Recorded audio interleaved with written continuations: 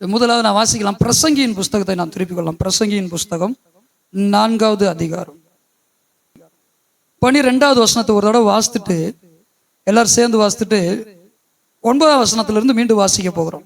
12வது வசனத்தை ஒருவர் வாசிக்கலாமா? முப்பூரி நூல் என்ன செய்யாதாங்க? சரி, இப்ப எல்லாரும் சேர்ந்து வாசிக்க போறோம். எத்தனை வசனத்திலிருந்து? 9வது வசனத்திலிருந்து 12வது வசனம் வரைக்கும் 4 வசனம் தான். சேர்ந்து வாசிக்கலாமா? எல்லாரும் ஒரே மாதிரி சீக்வன்ஸா வாசிக்கலாமா? ஒண்டியா இருப்பதிலும் இருவர் கூடி இருப்பது நலம், அவர்களுடைய பிரயாசத்தினால் அவர்களுக்கு நல்ல பலன் உண்டாகும். ஒருவன் விழுந்தால் அவன் உடனாளி அவனை தூக்கி விடுவான். ஒண்டியா இருந்து விழுகிறவனுக்கு ஐயோ, அவனை தூக்கிவிட துணை இல்லையே. 2 பேராய் படித்து கொண்டிருந்தால் அவர்களுக்கு சூடு உண்டாகும். ஒன்றாக இருக்கிறவனுக்கு சூடு உண்டாவது எப்படி? ஒருவனை யாதாம் ஒருவன் மேற்கொள்ள வந்தால் இருவரும் அவனுக்கு எதிர்த்து நிற்கலாம். முப்புரி நூல் சீக்கிரமாய் ஆறாது. அல்லேலூயா. நம்முடைய ஆத்ம நாயகனான இயேசு கிறிஸ்துவின் நாமத்திற்கு மகிமை உண்டாவதாக. இந்த 4 வசனங்களினுடைய முதுகெலும்பு, இந்த 4 வசனங்களினுடைய ஒரே ஒரு சாரம் அல்லது சார அம்சம் என்னவென்றால் ஐக்கியம். எதுங்க? சத்தமா சொல்லுங்களேன். ஐக்கியம். இந்த 4 வசனங்களும் எதை குறித்து நமக்கு வலியுறுத்துகிறது என்றால், ஒண்டியாய் இராமல்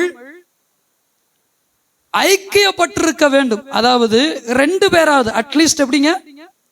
சத்தமா சொல்லுங்களேன். 2 பேராவது ஐக்கியப்பட்டிருக்க வேண்டும் என்பதுதான் இந்த 4 வசனங்களுடைய முதுகெலும்பு. இந்த 4 வசனங்களும் அறிவுறுத்தி அல்லது வலியுறுத்தி சொல்லுகிற விஷயம். இந்த வசனத்துல வாஸ்தவம் இல்லையா? ஒண்டியாய் இருக்கிறவனுக்கு அட சத்தமா சொல்லுங்க. தனிமையில ஒரு ஆளாவும் அவன் பயங்கரமான முடியாதுங்க. தனிமையாக இருந்து ஒரு மனிதன் எந்த ஒரு காரியத்தை என்ன செய்கிறது இல்லை, சாதிக்க முடிகிறது இல்லை.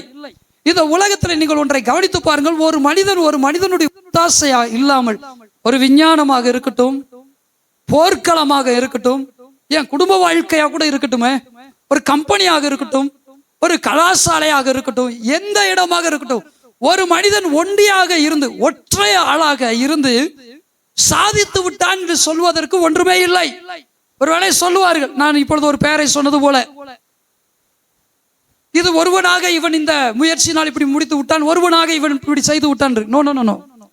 ஒரு மனிதன் படித்து அல்லது ஒரு வாலிப தம்பி படித்து நன்றாக ஒரு அரசாங்க வேலையை பெற்று விட்டான் என்றால் ஒன்றை புரிந்து கொள்ளுங்கள், அவனுக்கு சொல்லிக் கொடுத்த ஆசிரியர் ரொம்ப அவசியம். அவனை பயிற்றுவித்த பயிற்சியாளர்கள் ரொம்ப அவசியமாக இருந்திருக்கிறார்கள். அவன் எக்ஸாம், இந்த தேர்வு எழுதும் போது கூட அவனுக்கு வேண்டியவைகளை வாங்கி கொடுப்பதற்கு அவனுடைய பெற்றோர்கள் அவசியமான நபர்களாக இருந்திருக்கிறார்கள் அல்லது உதவியாளர்களாக இருந்திருக்கிறார்கள். ஒருவேளை அவன் எக்ஸாம் கால் அந்த தேர்வு எழுதுகிற அறைக்கு போகிற போது அந்த தேர்வு அறையில எழுதுவதற்குரிய இந்த அனுமதி கொடுக்கிறவர்கள் உண்டு அல்லவா, இவர்கள் சற்று தாமதமாக போனாலும் அவர்களுடைய அனுமதியினாலே ஒருவேளை அங்கே அவர்கள் அந்த தேர்வை சந்தித்து தேர்ச்சி பெற முடியும். ஒண்டியாய் ஒரு மனிதனாலும் ஒன்றும் செய்ததாக சரித்திரமும் இல்லை. ஒண்டியாக அல்லது ஒரே மனிதனாக ஒரு மனிதன் ஒன்றை சாதிக்க போகிறதும் இல்லை. 9வது வசனத்திலிருந்து நீங்கள் கொஞ்சம் கவனித்தீர்கள் என்றால் உங்களுக்கு புரியும். ஒண்டியா இருப்பதிலும் இருவர் கூடி இருப்பது எப்படியாங்க? ஒண்டியா இருப்பதிலும் எப்படி கூடி இருப்பது நல்லதா? 2 பேர் கூடி இருப்பது நல்லதா? அப்படி நீங்க கொஞ்சம் கவனிச்சு பாருங்க. அவருடைய பிரயாசத்தினால் அவர்களுக்கு நல்ல பலன் உண்டாகும். அவருடைய பிரயாசத்தினால் அவருடைய விருப்பங்கள் இருக்கு இல்லையா, அவருடைய விருப்பங்கள் நல்ல பலனா இருக்குமா? நான் ஒரு மனிதனா ஒரு காரியத்தை செய்ய நான் ஆசைப்படுறேன், பட் அது என்னால முடியல. இன்னொரு ஆள் இணைந்து அந்த வேலையை செய்யும் போது சுலபமாக அந்த வேலையை நான் முடித்து விடுகிறேன். இப்ப பாருங்க, அந்த வேலையை முடித்த பின்பு அதனால் வருகிற பலன் நிறைவாய் கிடைக்கிறது. அல்லேலூயா, அல்லேலூயா. அப்ப இருவர் கூடி பிரயாசப்படுகிற போது அந்த பிரயாசத்துல நல்ல பலன் கிட்டுகிறது. இன்னைக்கு குடும்பம்னு நம்ம எடுத்துக்கிட்டோம்னா, குடும்பத்துல முதலாக தேவன் எப்படி இணைக்கிறாருன்னா, கணவன் மனைவி எப்படி இணைக்கிறாருங்க, அதுக்கப்புறம் தாங்க பிள்ளைங்க, அதுக்கப்புறம் தான் பிள்ளைங்க வர்றாங்க. இப்ப கணவன் மனைவி ஒன்றாக இணைந்து அவங்க எடுக்கிற அந்த டெசிஷன் அவருடைய குடும்ப வாழ்க்கையிலையோ அவருடைய ஊழிய ஜீவியங்கள்லையோ அவருடைய தொழில்களையும் எதுலையும் பாருங்க ஒரு பயங்கரமான சக்சஸ் பார்க்கலாம். இன்னைக்கு நிறைய பேர் சொல்லுவாங்களே, சில சகோதரிமாருங்க சாட்சியா என்ன சொல்றாங்க, என்னுடைய கணவன் தான் எனக்கு உறுதுணையா இருந்து இந்த IAS எக்ஸாம்ல பாஸ் பண்ண வச்சாரு, இந்த IPS எக்ஸாமை பாஸ் பண்ண வச்சாரு. சில சகோதரமார்கள் சொல்றாங்களே, என் மனைவி தான். நான் கூட கேள்விப்பட்டிருக்கோம், நீங்களும் கேள்விப்பட்டிருப்பீங்க, அந்த பாஸ்டர் ஊழியத்துக்கு போயிட்டாருன்னா அந்த சிஸ்டம் பாத்தீங்கன்னா சர்ச்சுக்கு வந்துடும், அல்லது வீட்டிலே இருந்தாலும் முழங்கால நின்று ஜெபம் பண்ணிக்கிட்டே இருக்கும், வேலையை முடிச்சுட்டு மறுபடியும் பிரேயர்ல உட்காந்துக்கிறோம். கேள்விப்பட்டிருக்கீங்களா இல்லைங்களா? நல்லா கேளுங்க. 2 பேருடைய பிரயாசத்தினால நல்ல பலனை நம்ம பார்க்கலாம். இதை சாத்தான் அறிஞ்சதுனாலதான் ஐக்கியப்படவே விட மாட்டான். இதை சத்துரு அழிஞ்சதுனாலதான் இந்த 2 பேர் சேர்ந்து வேலை பார்த்தாலே, 2 பேர் சேர்ந்து பிரயாசப்பட்டாலே நல்ல பலன் கிட்டும் என்கிற இந்த காரியத்தை அவன் அறிந்திருக்கிறதுனாலதான் குடும்ப வாழ்க்கையும் பிரிச்சு விட்டுருவான். கணவன் மனைவிய மனதளவுல பிரிச்சு விட்டுருவான். சபைகளுக்குள்ளேயும் பிரிவினை உண்டாக்கி விட்டுருவான். தொழில் செய்யற காரியமா இருக்கட்டும், எதுவா இருக்கட்டுமே உடனே பிரிவினைகளை உண்டாக்கிடுவான். அதனாலதான் வாசிக்கிறோம், பிரிந்து போகிறவன் தன் இச்சையின்படி செய்ய பார்க்கிறான். சில வாரங்களுக்கு முன்னாடி ஏதோ ஒரு நம்முடைய பிரதர் அந்த வாசித்தார். எத்தனை பேருக்கு ஞாபகம் இருக்கு? கணவனோ மனைவியோ பிரிந்து போனாலும் அது தொழிலையோ சபையிலையோ அது எதை காண்பிக்கிறது என்றால் கர்த்தருடைய சித்தத்தின்படி திட்டத்தின் விஷயங்கள் என்ன செய்கிறதுங்க, ஒரு நல்ல பலனை அங்கேயும் கொண்டு வரும். போனாலும் பிரிஞ்சு போறது இன்னொரு ஐக்கியமாகி நல்லா இருக்கிறாங்க. கணவன் மனைக்கு மட்டும் ஆண்டவர் விதி விலக்கு வச்சிருக்கிறார், பிரிஞ்சே போகக்கூடாது. ஊழியத்திலேயோ தொழிலையோ வேலை செய்கிற இடங்களோ எதுல வேணும் ஒரு மனிதன் பிரிந்து கர்த்தருடைய சித்தத்தின்படி போகும்போது ஒரு நல்ல சக்சஸ் பார்க்கிறான். ஆனா கணவன் மனைவி மட்டும் ஊழியமோ குடும்ப வாழ்க்கையோ தொழிலோ எதுலையுமே பாருங்க அவங்க பிரிந்திருக்க கூடாது. பாருங்க, என்னங்க தொழிலுமா இல்ல மனைவி வீட்டு வேலையை பாக்குறாங்க. எஸ், மனைவி வீட்டு வேலையை பாக்குறாங்க. மனதளவுல தொழில என்ன நடக்குது, வேலைகள் எப்படி போகுது, அதை மனைவியோடு பகிர்ந்து கொள்ளும் போது அதுக்காக ஜெபிக்கிறாங்க, அவங்களுக்கு ஆலோசனை கொடுக்குறாங்க. உண்மையா இல்லைங்களா? அது சக்சஸ் ஆகுது பாருங்க. அப்ப வேதம் நமக்கு அழகா சொல்லுகிறது, 2 பேருடைய பிரயாசத்தினால் அந்த 2 பேருக்குமே நல்ல பலன் இருக்கும். அந்த நல்ல பலன் கிடைக்க கூடாது என்பதுதான் சத்துருக்களுடைய சாத்தானுடைய நோக்கமே. பிரியமானவர்கள், இங்க நம்ம தொடர்ந்து வாசிக்கிறோம் பாருங்க. ஒருவன் விழுந்தால் அவன் உடனாளி அவன் என்ன செய்வானா? யார் தூக்கி விடுவாங்க? யார் தூக்கி விடுவா? இப்ப நல்லா கேளுங்க, எனக்கு ஒரு ஆலோசனை. திடீர்னு நான் ஆலோசனை இல்லாம கொஞ்சம் ஜெர்க்காயிட்டேன், விழுந்துட்டேன். இப்ப யார் தான் என்ன தூக்கி விட முடியும்? உடனாளி தானே. கடனாளியா தூக்கி விடுவான்? யார் தூக்கி விடுவா? அட யார் தூக்கி விடுவாங்க? உடனாளி தானே தூக்கி விடுவா. ஆனா இன்றைக்கு நிறைய சபைகள்ல பாருங்க, நிறைய பேர் சொல்லுகிற விஷயங்கள் தான் அது அப்படி இந்த சபையில எட்டி பார்க்க ஆரம்பிச்சிருச்சு. நாங்க சபை, அந்த சபைக்கு போனா இந்த சபைக்கு போய் பார்த்தா போனா மக்கள் ஒரு அன்பா இல்லை, ஒரு விசாரணை இல்லை, போனா ஏண்டா போனன்ட்டு இருக்கு. நிறைய சபைகள் இந்த கம்ப்ளைண்ட்ஸ் இருக்கா இல்லைங்களா? இங்கேயும் அது லேசா அங்கங்க எட்டி பார்க்க ஆரம்பிச்சிருச்சு பாருங்க. கம்ப்ளைண்ட்ஸ் வர ஆரம்பிச்சிருச்சு பாருங்க.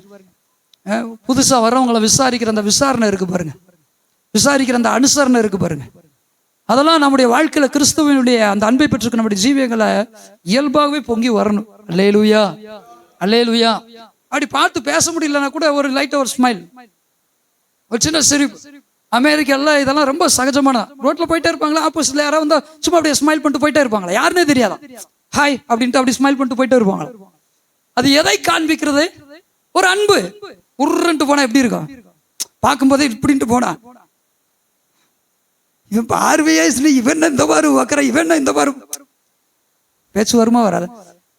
இவன் நல்லா கேளுங்க, சகோதரர்கள் வரும்போது அந்த மாதிரி பண்ணுங்க, சகோதரிமார் வரும்போது அந்த மாதிரி பண்ணுங்க. எதிர்பாலினத்தை அந்த மாதிரி ஸ்மைல் பண்ண வேண்டாம், அந்த மாதிரி விசாரிக்க வேண்டாம். அப்படிப்பட்ட ஒரு விசாரணை வேண்டியது இல்லை. சகோதரிகள் தனித்தனியா நீங்க என்ன செய்யலாம்? வரும்போது நீங்க அவர்களை நலம் விசாரிக்கலாம். இங்க கவனிங்க, நம்முடைய உடனாளிகளாக அவர்கள் மாற வேண்டும் பாருங்க. அவர்கள் நம்முடைய உடனாளிகளாக மாறினால்தான் நமக்கு ஆசீர்வாதம், அவங்களுக்கு ஆசீர்வாதம். அல்லேலூயா, அல்லேலூயா. அதான் இங்க வாசிக்கிறோம், ஒண்டியா இருந்து விழுகிறவனுக்கு ஐயோ. 10ஆம் வசனத்துல பின்பகுதியை கொஞ்சம் கவனிங்க. அவனை தூக்கி விட துணை இல்லையே. இப்ப எந்த துணை வேணும்? கணவனுக்கு மனைவிங்கிற துணை தான், மனைவிக்கு கணவனுங்கிற துணை தான். சரி, இது எப்படி மாறாத பிரமாணமோ அது போலதாங்க சபை. அது போலதாங்க குடும்பம். நம்முடைய உடனாளிகள் யார்?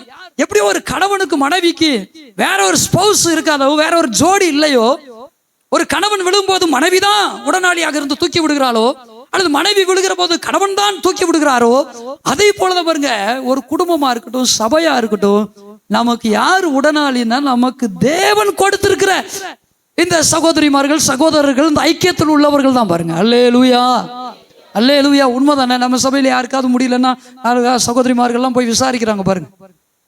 சகோதரமார்களும் ஒரு சிலர் விசாரிக்கிறாங்க பாருங்க. உண்மையா இல்லைங்களா? இந்த சகோதரிமாரெல்லாம் பாத்தீங்கன்னா அவங்க என்ன செய்யறாங்க, யாருக்காவது முடியலையா, யாராவது வரலையா, உடனே என்ன செய்யறாங்க, என்னன்னு கேட்கறாங்க, விசாரிக்கிறாங்க. அல்லேலூயா. கர்த்தர் அவர்களை ஆசீர்வதிப்பார்கள். சகோதரர்கள் ஒரு சிலர், அது சொற்ப நபர்கள் தான், விசாரிக்கிறாங்க. இதெல்லாம் எதை காட்டுதுங்க? நாம அவங்களுடைய உடனாளி, நாம அவங்க நமக்கு உடனாளிகளா இருக்கிறாங்க. அல்லேலூயா.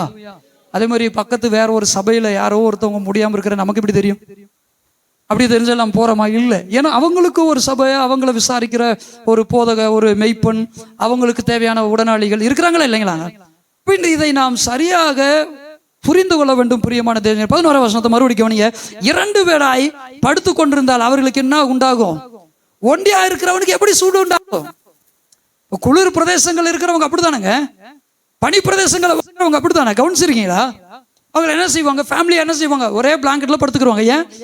மற்றவங்களுடைய சூடு அவங்களுக்கு என்ன செய்யும், கொஞ்சம் அந்த ஃப்ரீஸ் ஆக, பாடி ஃப்ரீஸ் ஆகாம, அல்லது பாதங்கள் ஃப்ரீஸ் ஆகாம, இந்த கண்கள் ஹைலைட்ஸ், இந்த இமைகள் ஃப்ரீஸ் ஆகாம அவங்கள பாதுகாக்கும். மே இல்லையா? ஒரே ஒரு காரியத்தை மாத்திரம் நான் சொல்லட்டுமா? இந்த வசனத்துக்கு சொல்லிட்டு நான் அடுத்த வசனத்துக்கு, மெயினான வசனத்துக்கு வர்றேன். சாது சுந்தர் சிங் என்கிற தேவ மனித, இந்தியாவின் அப்போஸ்தலர் அழைக்கப்பட்ட சாது சுந்தர் சிங்கை குறித்து கேள்விப்பட்டிருப்பீங்க. ஒரு சிலர் தெரியாதவங்களுக்காக சொல்றேன். லடாக், அதாவது மேலே இருக்கிற இமயமலையில் அவர் ஊழியங்கள் செய்து கொண்டு வரும்போது பனிப்பொழிவு எப்படி இருக்கும்? கடுமையான பனிப்பொழிவு. அப்போ அந்த கிராமப்புறங்கள்ல இருந்து தூரத்துக்கு நடந்தே போற அந்த வழக்கங்கள் இருந்ததுனால நடந்து போவாங்களாம். இந்த பனியில என்ன செய்வாங்கன்னா ஒரு சிலர் மறிச்சே போயிடுவாங்களாம். ஒரு சிலர் என்ன செய்வாங்களாங்க, மறிச்சே போயிடுவாங்களாம். அப்போ இந்த சாது சுந்தர் சிங் தங்களுடைய ஊழியத்தை முடிச்சுட்டு அடுத்த பகுதிக்கு போகும்போது, நடந்து போகும்போது ஒருத்தன் வந்தானா, 2 பேர் நடந்து போயிட்டே இருந்தாங்களா. நல்லா கேளுங்க. அப்போ திடீர்னு பார்த்தீங்கன்னா அந்த இடத்துல ஒரு மனிதன் உயிருக்கு போராடிட்டு, கைகள்லாம் கொஞ்சம் வரைச்சு போய் உயிருக்கு போராடி படுத்து கிடந்தானா. இந்த கூட வந்தான் பாருங்க, அவன் என்ன செஞ்சு, நான் விட்டுட்டு விறுவிறு நடந்து போயிட்டானா. நான் ஸ்பீடா போறேன், ஏன்னா நடந்தா தானே உடம்பு சூடு கொடுக்கும். அப்படி நடந்து போறேன் அப்படின்ட்டு கட கட கடன்னு நடந்துட்டாராம். சாது சுந்தர் சிங் மலை பிரதேசம், இந்த குற்று உயிராய் கொலை உயிராய் கிடைக்கிற அந்த மனுஷனை தூக்கி தன் தோளில் போட்டு அவன் நடந்து போக ஆரம்பிச்சாராம். போக போக போக போக கொஞ்ச நேரம் கழிச்சு பார்த்தீங்கன்னா ஒரு மனுஷன் செத்தே கிடந்தானா. ஒரு மனுஷன் என்ன செஞ்சானாங்க, சத்தமா சொல்லுங்களேன், செத்தே கிடந்தானா. யாருன்னு அவனை பார்க்கும்போது இவரோட வந்துட்டு தனியா முன்னாடி நடந்து போனான் பாருங்க, ஸ்பீடா. அந்த மனுஷன் அந்த காற்று அடிக்கும் போது அப்படி பாடி ஃப்ரீஸ் ஆகி தாங்க முடியாம ரொம்ப ஸ்பீடா போன மனுஷன் மறிச்சிட்டான். ஆனா இவர் ஏற்கனவே அது மலை பிரதேசம், பனி பிரதேசம், ஸ்லோவா போய் கொண்டிருக்கிறாரு. ஏன்னா காலில் செருப்பு போடாத ஆளு நம்ம ஆளு. இவனை வர தூக்குறதுனால நட கொஞ்சம் ஸ்லோவாயிருச்சு. பாத்தீங்கன்னா இவர் அந்த இடத்துக்கு போகும்போது உயிரோடு போய் சேர்ந்துட்டாரா. இதுல 2 விஷயம். ஒன்று, இயல்பாகவே தேவனுடைய அன்பு ஒரு மனிதன் மறிச்சுட்டு இருக்கிறானே, மறிக்க கூடாதே அப்படின்னு துடிக்குது. அல்லேலூயா. 2வது என்னன்னு கேட்டீங்கன்னா, இதை முன்னாடி ஓடின மனுஷன் தனியா போனதுனால அவனுடைய டெம்பரேச்சர், பாடி டெம்பரேச்சர் குறைஞ்சு செத்து போயிட்டான். ஆனா இவனை தூக்கி இவர் சுமந்ததுனால இவர் சூடு அவனுக்கு ஹெல்ப் ஆகும், அவனுடைய உடல் சூடு இவருக்கு ஹெல்ப் ஆகும். அந்த சூடு டிகிரிஸ், அதாவது குறைந்து போகாம குறையாம அந்த அனல் கொடுக்க கொடுக்க 2 பேருமே உயிர் பெற்று கொண்டாங்களா. அதான் இங்க வாசிக்கிற 2 பேர் படுத்திருந்தா சூடு உண்டாகும், பனி பிரதேசத்துல அவங்கள் ஜீவனை காப்பாற்றிக் கொள்ளலாம். அல்லேலூயா, அல்லேலூயா. லவோதிக்கேயா சபையின் காலத்தை கொஞ்சம் கவனிச்சு பாருங்க. குளிரும் இல்லாம, சொல்லுங்க, குளிரும் இல்ல அனலும் இல்ல, அதனாலதான் நாங்க எங்களால முடியும். அதாவது குளிர் இருந்தா இன்னொருத்தவங்களுடைய ஹெல்ப் வேணும். வேணுமா? அனல் இருந்தாலும் இன்னொருத்தருடைய ஹெல்ப் வேணும். எப்படியாவது இதுல இருந்து என்னை மீட்டு தூக்கிடுங்க. இப்ப லவோதிக்கேயா சபையின் காலத்தை கொஞ்சம் கவனித்து பாருங்கள். இந்த லவோதிக்கேயா சபையின் காலம் எப்படிப்பட்ட காலம் என்றால், குளிராயாவது இருந்தா நல்லா இருக்கும், இல்லாட்டி அனலாயாவது இருந்தா நல்லா இருக்கும். ஆனா ஆண்டவர் எப்படி கடிந்து கொள்றாரு, நீ குளிரும் இல்லாம அனலும் இல்லாம வெதுவெதுப்பா இருக்க. எப்படி? என்ன அர்த்தம்? என்னால முடியும், நான் பாத்துக்கிறேன். எனக்கு முடியாதா? என் ஊழியத்தை நான் பார்த்துக்கிற முடியாதா? என் குடும்பத்தை நான் நடத்திட மாட்டேனா? என் காரியத்தை நான் எனக்குன்னு கொடுத்துருக்கிற அந்த விஷயத்த நான் என்னால செய்ய முடியாதா? என்ன தம்பி, என்னால இதை முடிச்சிட முடியாதா? ஆண்டவர் அழகா சொல்றாரு, ஒண்டியாய் இருந்து பிரயாசப்படுகிறவனுக்கு பலனும் இல்லை, ஒண்டியா இருந்து விழுந்தான்னா அவனுக்கு ஐயோ. ஒரே ஒரு மனிதனாக இருந்து போராடுவான் என்றால், முயற்சி செய்வான் என்றால், பிரயாசப்படுவான் என்றால் அவருடைய பிரயாசம் தோல்வியில் முடியும். அது மாத்திரமல்ல, அவன் இடறி விழும்போது அவனுக்கு ஐயோ. ஆனால் இந்த லவோதிக்கேயா சபையின் காலத்தில் பிரியமானவர்களே, நாம் என்ன செய்ய வேண்டும் என்றால், தேவன் நமக்கு கொடுத்திருக்கிற இந்த ஐக்கியங்களை, தேவன் நம்ம கொடுத்திருக்கிறதான இந்த வலிமையான ஐக்கியத்தை நாம் பாதுகாத்து கொண்டவர்களாக வாழ வேண்டும். அதை எப்படியெல்லாம் நான் பாதுகாக்க வேண்டும், எப்படியெல்லாம் பங்கம் வராதபடி, எப்படியெல்லாம் இதில் பிரச்சனைகள் ஓட்டைகள் ஏற்படாதபடி நான் இதை காத்துக்கொள்ள வேண்டும் என்று சிந்திக்கணும். யார் இடத்துல போய் எந்த வார்த்தையை சொன்னா நல்லா இருக்கும், இதை சொல்லலாமா சொல்லக்கூடாதா, வேணாம் இதை கேட்டாலும் இதோட விட்டுறணும், அப்படியே அடிக்கடி பேசுறாங்களா, தயவு செய்து இப்படி பேசாதீங்க சிஸ்டர், தயவு செய்து இப்படி பேசாதீங்க பிரதர், இது ஐக்கியத்துக்கு பெரிய ஒரு ஓட்டையை உருவாக்கிறோம், ஒரு பெரிய இடர்களை உருவாக்கிறோம். உண்மையில எத்தனை சபை எனக்கு உடஞ்சுக்கிட்டு இருக்கு, எத்தனை பேர் ஆமேன்றீங்க? அப்படியே ஆகட்டுமா? எத்தனை சபை இன்னைக்கு உடஞ்சுக்கிட்டு இருங்க? காரணம் என்னங்க? ஒவ்வொருவருக்குள்ளேயும் லவோதிக்கேயா ஸ்பிரிட், லவோதிக்கேயா ஆவி, பாஸ்டரா இருக்கட்டும், மெய்ப்பனா இருக்கட்டும், விசுவாசியா இருக்கட்டும், இன்னைக்கு அநேக ஊழியக்காரர்களுக்குள்ளாக விசுவாசிகளுக்குள்ளாக இந்த லவோதிக்கேயா ஆவி. குளிரும் கிடையாது, அனலும் கிடையாது. குளிரா இருந்தா இன்னொரு ஆளை தேடும், அனலா இருந்தாலும் இன்னொரு ஹெல்ப் வேணும். வெதுவதுன்னு இருந்தா நான் பாத்துக்கிறேன், குளிர் அந்த அளவுக்கு இல்ல, அனல் அந்த அளவுக்கு இல்ல, என்னால முடியும். தேவன் ஒரு சபையை, சுவிசேஷ பந்தத்தை அவர் இணைத்ததை கொஞ்சம் கவனித்து பாருங்கள். அவ்வளவு அற்புதமாக ஐக்கியமாக உருவாக்கி இருக்கிறார். அல்லேலூயா. இயேசு இந்த பூமியில பிறக்கும் போது அனாதையாய் ஒன்று பிறக்கவில்லை, அருமையாய் அவரை பெற்றெடுப்பதற்கு ஒரு தாயையும் வளர்ப்பதற்கு ஒரு தகப்பனையும் அவர் பெற்றுக்கொண்டவராகவே இந்த பூமியில் வந்தார். அல்லேலூயா. அவர் வளர்ந்த பின்பு கொஞ்சம் கவனித்து பாருங்கள். 30 வயது ஆகி ஊழியத்திற்கு வரும்போது கவனித்தீர்களா? அவர் தேவனுடைய ஊழியத்தை செய்ய வரும்போது அனாதையாக ஊழியம் செய்யவில்லை. அவர் தன்னுடைய ஊழியத்துக்கு ஏற்றாறு போல 12 பேரை செலக்ட் பண்ணி எடுத்தாராம். எப்படி எடுத்தாராங்க? அட சத்தமா சொல்லுங்களேன். ஆண்டவர் பாருங்க, சபையை உருவாக்குறதுக்கு முன்னாடியே ஊழியத்தை உருவாக்குனார். கவனிச்சிங்களா? அந்த ஊழியத்துக்கு எப்படிப்பட்டவங்களை தேர்ந்தெடுத்தாருன்னா, தன்னுடைய உபதேசத்தை போது அவங்க கேட்கணும், தனக்கு ஏற்றார் போல அவங்க மாறணும். அவன் யோவான் ஸ்நானகனுடைய உபதேசத்தை கேட்டிருந்தாலும், யோவான் ஸ்நானகனுடைய உபதேசத்துல வலுப்பட்டிருந்தாலும், இப்பொழுது தன்னை நம்பி கொடுத்திருக்கிறான் இந்த தேவ திட்டத்திலே தன்னைக்கு ஏற்றாறு போல ஒரு சீசர்களை உருவாக்க வேண்டும் என்று சித்தமுடையவர்களாய் ஊழியத்துக்குள்ள வந்தனே என்ன பண்ணாரு? 40 நாள் உபவாசத்தை போட்டு முடிச்சோன்னே அவர் செய்த முதல் வேலை 12 அப்போஸ்தலரை தேர்ந்தெடுக்கிறார். அது ஒவ்வொருவரா யாருங்க? பேதுரு. ஒவ்வொருவரா தேர்ந்தெடுக்கிறார். ஆனா பாருங்க, அந்த அழைப்புல நிறைய வர்றாங்க.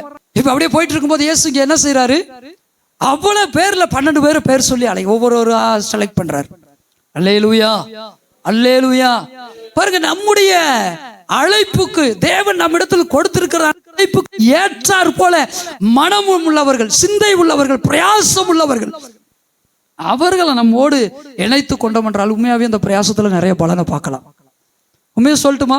இது சபை இந்த சின்ன வளர்ச்சியாவது பார்த்ததுக்கு காரணம் கேட்டீங்கன்னா, இந்த நிமிடம் வரைக்கும் இந்த ஊழியத்திற்காக தேவன் என்னை அழைத்தது மாத்திரமல்ல, அது இயேசு கிறிஸ்துவின் வாழ்க்கையில் நடந்தது போலவே இங்கே அநேகரை கர்த்தர் எழுப்பி கொடுத்ததுனாலதான் இந்த அளவாவது வளர்ந்துகிட்டு இருக்கு. எத்தனை பேர் ஆமான்றீங்க? எத்தனை பேர் அல்லேலூயான்றீங்க? ஆரம்ப காலத்துல இருந்து இப்ப வரைக்கும், நேத்து வரைக்கும், அல்லது இன்னைக்கு தான் வந்தவங்க கூட வச்சுக்கோங்களேன், எல்லாருக்குள்ளயும் இந்த ஒரே மனம், ஒரே சிந்தை, ஒரே எண்ணம், கிறிஸ்துவினுடைய சபையை எப்படி வளர்த்து எடுக்க வேண்டும், ஊழியங்கள் எப்படி ஆங்காங்கே ஸ்தாபிக்கப்பட வேண்டும் என்கிற இந்த ஆசை, இதை எண்ணங்கள் ஒரு மனிதன் நமக்குள்ளாக வளர ஆரம்பிச்சிட்டாலே போதும், இங்க பிரிவினை என்றதுக்கோ சிதறி போகிறது என்பதற்கோ இடமே கிடையாது. அல்லேலூயா. எத்தனை பேர் ஆமன்றீங்க? ஒருவேளை புதுசா வர்றவங்களுக்கு வேணா நான் பேசுறது ஒரு மாதிரி இருக்கலாம், ஒரு புது அனுபவமா இருக்கலாம். ஆனா உண்மைதானே, இது இந்த அளவுக்கு ஒரு சின்ன ஒரு வளர்ச்சியாவது பார்த்துருக்குன்னா சூழல்னு சொல்ல முடியுமா? எங்க அவர் சபையை போட்டிருக்கிற அந்த இடம் அந்த மாதிரி இடங்கன்னு சொல்ல முடியுமா? இல்லது ஊழியத்துக்கு வந்தவர் அப்படிப்பட்டவருங்க அப்படின்னு சொல்ல முடியுமானோ? அழைத்த தேவன் உண்மை இல்லவர், அவர் என்ன செய்கிறார் என்றால் தம்முடைய அழைப்பை அழகாக தம்முடைய ஜனங்களை கொண்டு நிறைவேற்றுகிறார். அல்லேலூயா, அல்லேலூயா. இதே ஒண்டி ஊரன்னார்லாம் ஏகப்பட்ட பேர் ஊழியத்துக்கு வந்துட்டு போயிட்டு இருக்காங்க. இதே பக்கத்து கக்கஞ்சி காலனி, இதே பக்கத்துல அள்ளினார், நம்முடைய அள்ளினார் பகுதியில் எத்தனை பேருங்க ஏங்க நிலை நிற்க முடியல. அவங்க விதைச்சிட்டு போனாங்க. அதுதான் அவருடைய அழைப்பு. இன்னைக்கு நாம அறுவடை பண்ணி கொண்டிருக்கிறோம் என்றால் தேவன் நம்மை கொடுத்துதான் அழைப்பு. அல்லேலூயா. வேதம் அப்படித்தான் சொல்லு, அறுக்கிறவன் ஒருவன், இல்ல விதைக்கிறவன் ஒருவன், அறுக்கிறவன் ஒருவன்.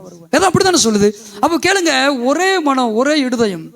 ஒண்டியா இருக்கிறவனுக்கு பலனும் இல்லை, ஒண்டியா இருந்து இடறி விழுந்தாலும் அவனுக்கு ஐயோதான்.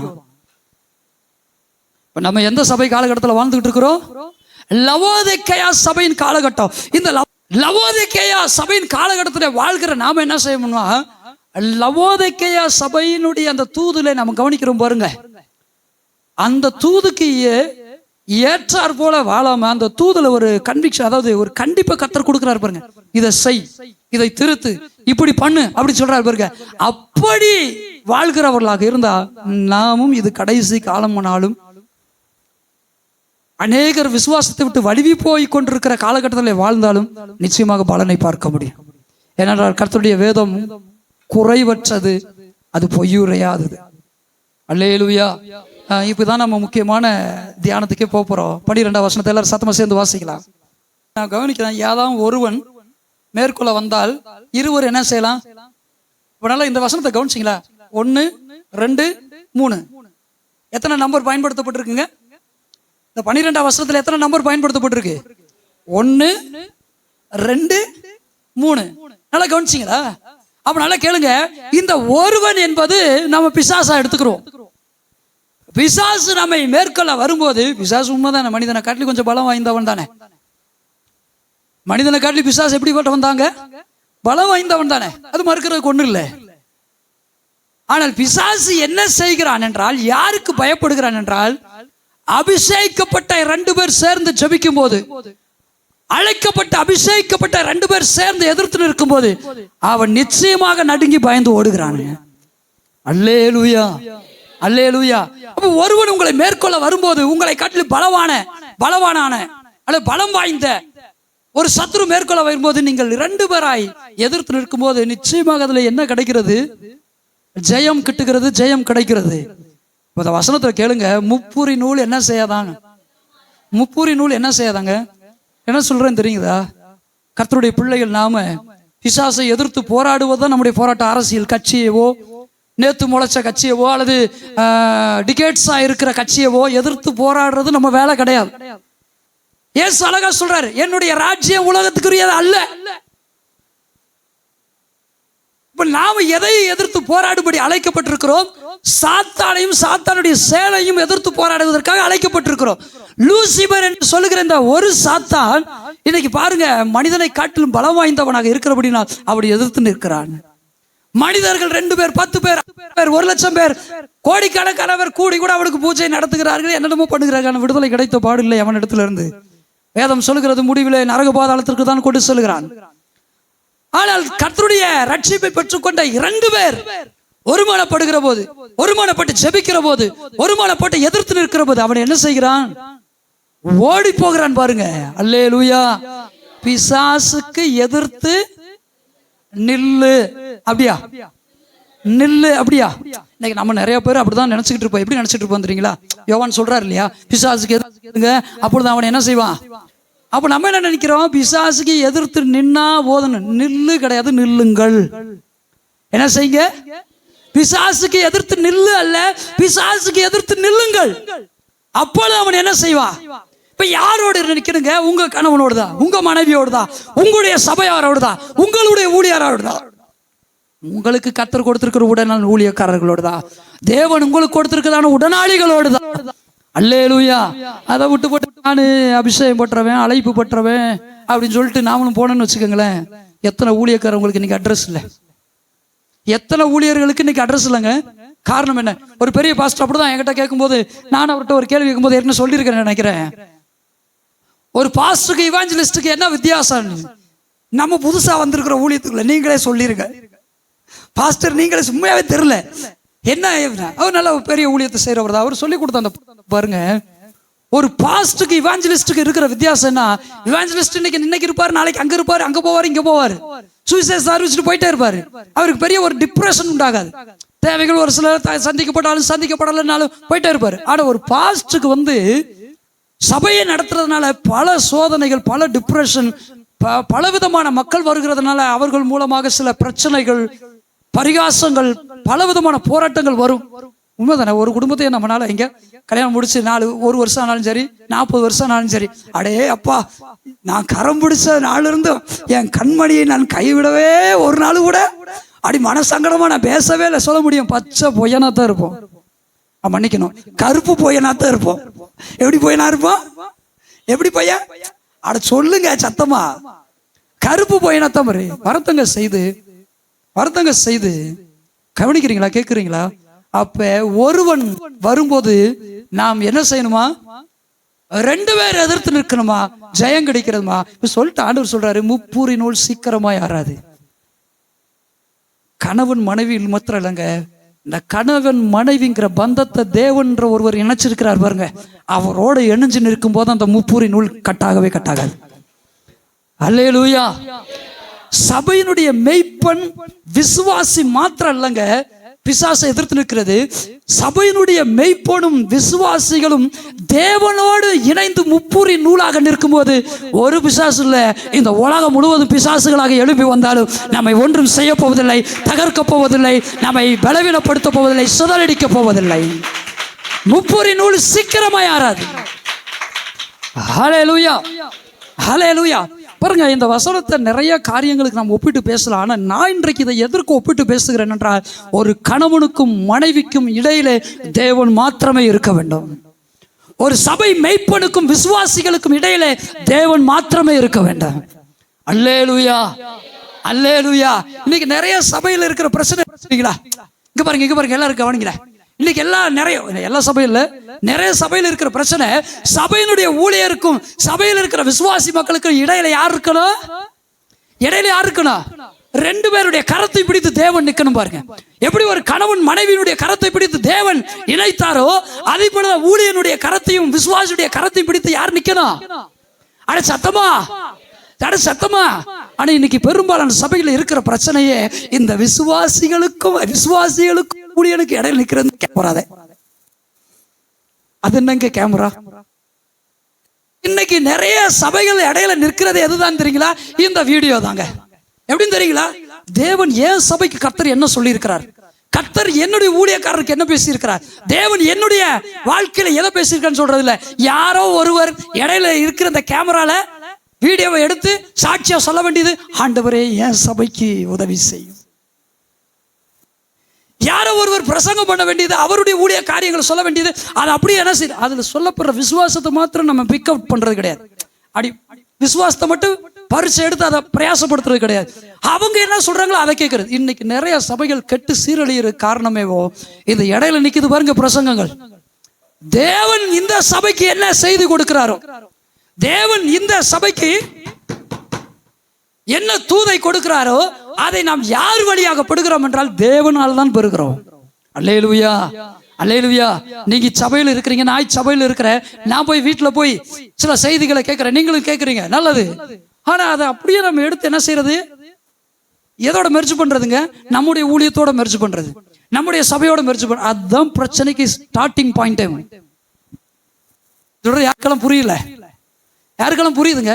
எனக்குன்னு தேவன் கொடுத்திருக்கிற இந்த ஊழியத்துல கர்த்தர் நான் தான் இந்த ஊழியத்தை செய்ய வேண்டும் என்று என்னை பொறுப்பாளி என்று அல்லது நான் கடனாளி என்று நம்பி கொடுத்திருக்கிறார் இல்லையா? இதுல நான் என்ன செய்யணும்? யாருக்கிட்ட கேட்கணும்? இப்ப சபையின் மெய்ப்பனாக இருந்தாலும் விசுவாசியா இருந்தாலும் யாரோட இசைந்து இருக்கணுங்க? பழைய பாட்டு இருக்கு பாருங்க. எப்படி பாட்டு? கர்த்தரோடு இசைந்து நடந்தேன், கிருபை சமாதானம் ஈந்தார். முப்புரி நூல் என்ன செய்யாதுங்க? சரள ஒரு பாட்டு எவ்வளவு அருமையானதுன்னு பாத்தீங்களா? யாரோடு இசைந்து நடந்தேனா, யாரோடு இசைந்து நடந்தேனா? சில நேரங்களை பாத்தீங்கன்னா கணவன் மனைவி அவங்க நடந்து வரதை வச்சு கண்டுபிடிச்சிடலாம். அது ஏதோ மனஸ்தாபத்தோட வரதுல தான் கொஞ்சம் டிஸ்டன்ஸ், கொஞ்சம் சமாதானம் இருக்கு பாருங்க. சில நேரம் கையவே பிடிச்சிடும் பக்கத்துல. கணவனும் மனைவி என்ன செய்வாங்க? சில நேரம் மெய் மறந்து நடக்கும்போது கரத்தையே பிடிச்சிருவாங்க. சில நேரங்களை ஃபேமிலியிலையோ அல்லது கணவன் மனைவி நடக்கும்போது கொஞ்சம் ஸ்டெப்ஸ் முன்னும் பின்ன போகுதுன்னா அதுலேயே நம்ம அனுமானிச்சிடலாம். என்ன அனுமானிக்கலாம்? ஏதோ ஒரு மனச்சங்கடத்தோட போறாங்க, ஏதோ ஒரு மன கஷ்டத்தோட போறாங்க. அல்லேலூயா. யாரெல்லாம் கவனிக்கிறீங்க? தேவனோடு நடக்கும்போது முன்னும் பின்னும் நடக்கிறவர்களாக, தேவனோடு பிரயாணம் பண்ணுகிற போது டிஸ்டன்ஸ் மெயின்டைன் பண்ணி அல்ல, கர்த்தரோடு எப்படி இருக்கணுமாங்க? பாடலை படித்தது போல கர்த்தரோடு முப்புரி நூல், அதாவது 3 கார்ட்ஸ், இந்த 3 முப்புரி நூல்னு சொல்றோம் இல்லையா, 3, இந்த 3யுமே அப்படி ஒன்னா தொங்க விட்டா பிரயோஜனம் கிடையாது. அது எப்படி இருக்கணுமாங்க? ஸ்பின் பண்ணப்பட்ட, ட்விஸ்டட். இப்படி வேணா சொல்லலாம். If a thread twisted into another thread, no one can break it. ஒரு நூல் இன்னொரு 2 நூலோடு இணைக்கப்பட்டா அது 3ம் ட்விஸ்டட். ட்விஸ்டடுக்கு எப்படி சொல்லுவாங்க? பிணைக்கப்பட்டால், திரிக்கப்பட்டால். எப்படி திரிக்கப்பட்டால் அது அவ்வளவு சீக்கிரத்துல நம்ம அருந்து போகாதுங்க. ஆனா 3 நூல் தனியாவே இருக்கட்டுமா, ஈஸியா பிச்சு எடுத்துடலாம். அதுதான் இங்க வாசிக்கிறோம். முப்புரி நூல் என்ன செய்யாதாங்க? முப்புரி நூல் என்ன செய்யாதுங்க? அப்போ நாம் எப்படிப்பட்டவர்களாக இருக்க வேண்டும் என்பதை தயவு செய்து புரிந்து கொண்டுகள். ஒருவனை எதிர்ப்பதற்கு 2 பேர் ஒருமனப்பட்டவர்களாக இருக்க வேண்டும். 2 பேர் ஒருமனப்பட்டு தேவனோடு இசைந்திருக்க வேண்டும். சபையாராகிய நாம் பிசாசை எதிர்த்து மெய்ப்பனோடு கூட ஊழியனோடு கூட இசைந்து போராடுகிறவர்களாக இருக்க வேண்டும். அப்படி இசைந்து 2 பேரும் ஒரே மனதால தேவனோடு நடக்கணுங்க. அதே போலதான் கணவன் மனைவி 2 பேருமே என்ன செய்யணுங்க? 2 பேரும் ஒரே மனதோடு இருக்கணும். யாரோடு இசைந்து இருக்கணும்? தேவனுடைய வார்த்தையோடு, தேவனோடு இசைந்து நடக்கணும். பாருங்க, ஆதியில கர்த்தர் மனிதனை உண்டாக்கும் போது அழகா சொல்றாரு பாருங்க. எப்படி சொல்றாரு? மனிதன் இருப்பது நல்லதல்ல. எவ்வளவு அழகா சொல்றாரு, கவனிச்சிங்களா? மனிதன் தனிமையா இருப்பது, சத்தமா சொல்லுங்களேன், நல்லது அல்ல, நல்லது அல்ல. நம்முடைய தேவன் எத்தனை பேருங்க? நம்முடைய தேவன் எத்தனை பேர்? எத்தனை ஆழத்துவங்களை கொண்டவர்? ஒரே ஒரு தேவன். உபாகமம் 6:4 வாசிக்கிறோம், இஸ்ரவேலை கேள், நம்முடைய தேவனாய் கர்த்தர் ஒருவரே கர்த்தர். நம்முடைய தேவன் எப்படிப்பட்டவர் தாங்க? ஒரே ஒரு தேவன் தான். ஆனா அவருடைய தன்மைகளை கொஞ்சம் பாருங்க. பிதா, குமாரன், பரிசுத்தாவி. அல்லேலூயா. அவருடைய தன்மைகளை கொஞ்சம் கவனிச்சிங்களா? பிதா, குமாரன், பரிசுத்தாவி. அதை கட்ட ஒரு முக்கியமான விஷயம் இருக்கு. நம்ம ஆதாமுக்கு வர்றதுக்கு முன்னாடி ஒரு காரியத்தை கொஞ்சம் கவனிக்கலாம். தேவன் ஒருவராய் சாவாமை உள்ளவர், ஒருவராய் பிரகாசிக்கிற தேவன் அங்க என்ன செய்யலாம்? அனாதியாய், ஐ மீன் அனாதையாக அல்ல, அனாதியாய் அந்த நித்தியத்துல ஒருவராய் வீற்றிருக்கிற தேவன். அவர் வேணா அப்படியே இருந்திருக்கலாம். ஆனா கொஞ்சம் கவனிச்சிங்களா? அவருடைய சமூகத்தை தரிசிக்கிற, சேவிக்கிற எண்ணிறந்த தூதர்கள், 1000 10,000 தூதர்கள், எண்ணிக்கையில் அடங்கா கேருபீன்கள், சேராபீன்கள். அல்லேலூயா. பரலோக சிருஷ்டிகள், 4 ஜீவன்கள், எவ்வளவு காரியங்களை சிருஷ்டித்து வச்சிருக்கிறார் பாருங்க. அவர் ஒருவராய் உள்ளவர் தாங்க, ஒரே தேவன் தாங்க. ஆனா அவரும் பாருங்க எப்படி வச்சிருக்கிறார் பாருங்க. அவருடைய அந்த ஃபெல்லோஷிப், அவருடைய அந்த அமைப்பை கொஞ்சம் பாத்தீங்களா? தூதர்கள், கேருபீன்கள், சேராபீன்கள், அதுக்கப்புறம் 4 ஜீவன்கள். பரலோகத்தை எப்படி அழகா ஆண்டவர் வச்சிருக்கிறார் பாருங்க. பேச்சு வழக்கில் சொல்லட்டுமா? தப்பா நினைச்சிடக்கூடாது. கொஞ்சம் ஹார்ஸா தான் இருக்கும். வையும்போது சொல்லுவாங்களே, ஒத்த குரங்கு. எப்படி எப்படி பிசாசு தான் ஒத்த குரங்கு. அவனை விரும்புறவங்க தான் அப்படி இருப்பாங்க பாருங்க. ஆனா தேவன் எப்படிப்பட்டவர் தெரியுங்களா? அன்புள்ள தெய்வம், ஐக்கியத்தை விரும்புகிற தெய்வம், ஒருவராய் சாவாமை உடையவராக இருந்தும் பாருங்க, தேவ தூதர்களையும் கேருபீன்களையும் சேராபீன்களையும் தேவன் சிருஷ்டித்து தன்னிடத்திலே, அவர் தன்னகத்தை தன்னிடத்திலே கொண்ட தேவனாகவே இருக்கிறார். அல்லேலூயா. சரி, ஆதாம் குரலா முப்புரி நூல் சீக்கிரமா யாராது ஒண்டியாய் விழுந்து விழுகிறவனுக்கு ஐயோ. இப்ப ஆதாம படைத்தாரு. ஆதாம கொஞ்சம் படைக்கும் போது சொல்றாரு, அவன் தனிமையா படைக்கப்பட்டா. இப்ப தனிமையா படைக்கப்பட்ட அந்த ஆதாம் பார்த்தா சொல்றாரு, என்ன சொல்றாரு? தனிமையாய் இருப்பது. சொல்லுங்க. எடுத்தோடனே ஆண்டவர் நாசமான வார்த்தை ஐயோங்கிற வார்த்தையை பயன்படுத்தல. ஆதாம உருவாக்கி விட்டு என்ன வார்த்தை பயன்படுத்துறாருன்னு தெரியுங்களா? மனுஷன் தனிமையா இருக்கிறது இட்ஸ் நாட் குட். ஒரு மனிதனுக்கு அவன் தனிமையா இருப்பது என்பது நல்லது கிடையாது. அவனுக்கு ஏற்ற துணையை உருவாக்குவோமாக சொல்லிட்டு என்ன துணையை உருவாக்குனாரா? அவனுக்கு ஏற்ற துணையை ஏவாளை உருவாக்கி கொடுத்தாராம். உண்மையா இல்லைங்களா? எப்படி இருக்க கூடாதுங்க? மனுஷன் எப்படி இருக்க கூடாதுங்க? சரி, திருமண பந்தத்துக்கு மாத்திரம் இல்ல, என்னை பொறுத்த மட்டும் அல்லது நம்முடைய வேதத்தின்படி நாம் நம்மில் எல்லாருமே ஏற்றுக்கொள்ள வேண்டிய ஒரு காரியம், இந்த திருமண பந்தம் என்பது எதற்கு அடையாளம் என்றால் கிறிஸ்துவுக்கும் சபைக்கு அடையாளமானதுதான். எதுக்கு அடையாளமானது? அட சத்தமா சொல்லுங்களேன். இந்த திருமண பந்தம்ன்றதேவோ கிறிஸ்துவுக்கும் சபைக்கும் இருக்கிற அந்த புடைப்பு, இந்த பந்தத்தை காட்டுகிற ஒன்றுங்க. அப்ப கேளுங்க, மனிதன் தனிமையா இருப்பது நல்லதில்லை என்று அவனுக்கு ஏற்ற துணையை உருவாக்கினாரு. இப்ப நல்லா கேளுங்க, அதே தேவன் தான் சொன்னாரு, மனிதன் தனிமையா இருக்காத, ஆனா மனுஷருக்கு தனிமையா இரு. நான் சொல்ற புரியுதோ? குழப்புதோ? தேவன் சொல்லுகிறார் மனிதன் தனிமையாக இருப்பது நல்லதல்ல என்று. ஆனா அதே தேவன் தான் சொல்றாரு, இந்த ஜனம் தரித்து இருக்காது, இந்த ஜனம் ஜாதிகளோடு கலவாது, இது தனித்தே வாசம் பண்ணும். மனுஷன் தனிமையா இருக்கிறது நல்லதில்லைன்றாரு. உண்மையால எத்தனை பேருக்கு நான் சொல்ற புரியுது? நான் முடிச்சு பாருங்க, நிறைய எல்லாம் பேச போறது இல்லை. நீ மனுஷன் எப்படி இருக்கிறது நல்லது கிடையாது, தனிமையா இருப்பது நல்லது இல்லையா? ஆனா அதே தேவன் தான் சொல்றாரு, இந்த மனுஷர்கள் அல்லது இந்த ஜனம் இது எப்படி செய்யுமா? தனித்துதான் வாசம் பண்ணுமா. யாருக்கெல்லாம் குழப்பவே இல்லைன்றவங்க மாத்திரம் அல்லேலூயா சொல்லுங்க பாப்பா. யாத்தி இதுலயே தெரிஞ்சு வச்சு எத்தனையோ ஒரு குழப்பம். மனிதன் தனிமையா இருப்பது நல்லதில்லைதான் தேவன் அவனுக்கு ஏற்ற துணையை உருவாக்குறார். அல்லேலூயா. ஆனா அதே ஏற்ற துணையை கொடுத்த தேவன் என்ன சொல்றாரு? என்னாகமம் புஸ்தகத்துக்கு வரும்போது, பிழையாம் சரித்திரத்துக்கு வரும்போது, பிழையாம் வாழ்ந்த நாட்கள்ல இருந்த இஸ்ரவேல் ஜனங்களுடைய சரித்திரத்துக்கு வரும்போது, இந்த ஜனம் பிழையாம கொண்டே சொல்றாரு பாருங்க, இது தனிமையா தான் வாசம் பண்ணும், இது தனித்து தான் வாசம் பண்ணும், இது யாரு கூட என்ன செய்யாது, ஜாதிகளோட கலவாது, ஜனங்களோட கலவாது. அல்லேலூயா, அல்லேலூயா. ஒரு பாஸ்டர் அப்படிதான் போன் பண்ண, நேற்று பாருங்க ப்ரேயர் முடிச்சது கரெக்டா பைபிள் ப்ரேயர் பண்ணிட்டு லாஸ்டா ஒரு அதிகாரத்தை முடிச்சுட்டு நம்ம சாப்பிடலாம் நைட்டு அப்படின்னு சொல்லி கரெக்டா போன் அடிக்கிறார். சொல்லும் போது, என் ஃபேமிலியில் இருக்கிறவங்க ட்ரைபிள்ஸ் மத்தியில் ஊழியம் செய்யறாரு. எங்க ட்ரைபிள்ஸ் மத்தியில் ஊழியம் செய்யறாரு? எங்க ஊழியம் செய்யறாரு? ஆதிவாசி மக்கள் கிட்ட ஊழியம் செய்யறாரு. அவர் சொல்லும் போது சொல்றாரு பாருங்க, கவனிங்க, என்னுடைய அண்ணன் தம்பி பிள்ளைகள் எல்லாம் ஃபாரின்ல இருக்கிறாங்க. கூட பிறந்தவங்க, அவங்க கூட பிறந்தவங்க அருமை சகோதரன் மூலமா கேள்விப்பட்ட மாதிரி டாக்டர்ஸா யாருங்க அது சொல்ற புரியுதா?